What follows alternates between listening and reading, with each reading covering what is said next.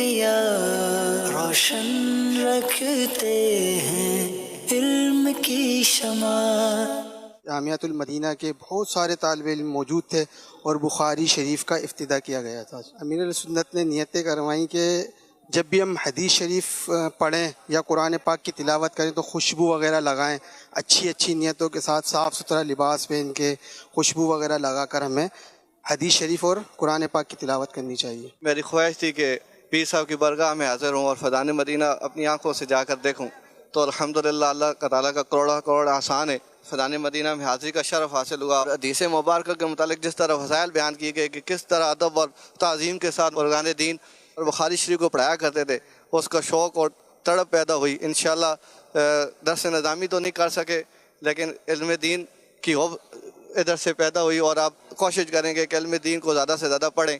مدنی مذاکرے میں آدمی کے اخلاق اور عادات سنور جاتے ہیں، اس کی پوری زندگی اسلامی سانچے میں ڈل جاتی ہے۔ اس چیز کا حریص ہوتا ہے کہ میں زیادہ سے زیادہ نیکیاں کروں۔ آج کے مدنی مذاکرہ بہت ہی خوب رہا۔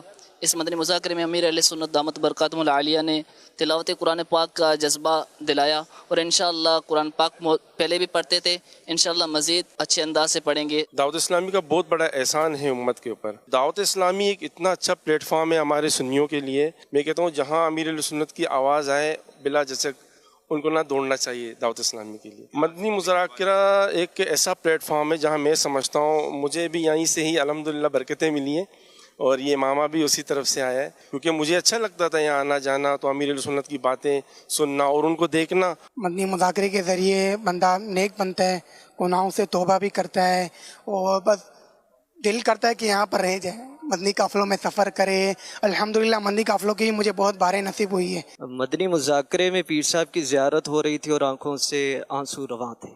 سنتوں کے حوالے سے انہوں نے اپنا ترغیب دلائی، مسواک کے اپنا فضائل کے حوالے سے، عطر کے حوالے سے۔ مدنی مذاکرے کے ذریعے دینی جو ہے نا اپنا فوائد ہیں بہت سارے الحمدللہ۔ مسواک ہے یہ کہ اس سے یہ بتایا جاتا ہے کہ مسوڑوں مضبوط ہوتے ہیں، دماغ تیز ہوتا ہے، اپنا جو معدے کی تکلیف نہیں ہوتی ہے، نظر تیز ہوتی ہے۔ مدنی مذاکرہ دیکھنے سے یوں ہے کہ آپ کی زندگی میں روزمرہ کافی ساری علم میں اضافہ ہو جاتا ہے۔ مدنی مذاکرہ انسان کو آج کل کے دور میں ہر لحاظ سے کنیکٹ رہنا چاہیے۔ آج الحمدللہ مدنی مذاکرے میں حاضری میرے لیے سب سے بڑھ کر یہ سعادت تھی کہ کافی سالوں کے بعد الحمدللہ مدنی مرکز میں حاضر ہوا ہوں۔ میرے مرشد کریم کی مجھے لائیو زیارت ہوئی ہے، اس سے بڑھ کر میرے لیے اور کچھ نہیں تھا۔ کہ مرشد کریم بار بار قرآن مجید کی تلاوت کے حوالے سے کہتے رہتے ہیں، آج میری بھی نیت الحمدللہ میں اچھے انداز میں احسن خوبصورت آواز کے ساتھ اور زیادہ سے زیادہ تلاوت قرآن مجید انشاءاللہ کروں گا۔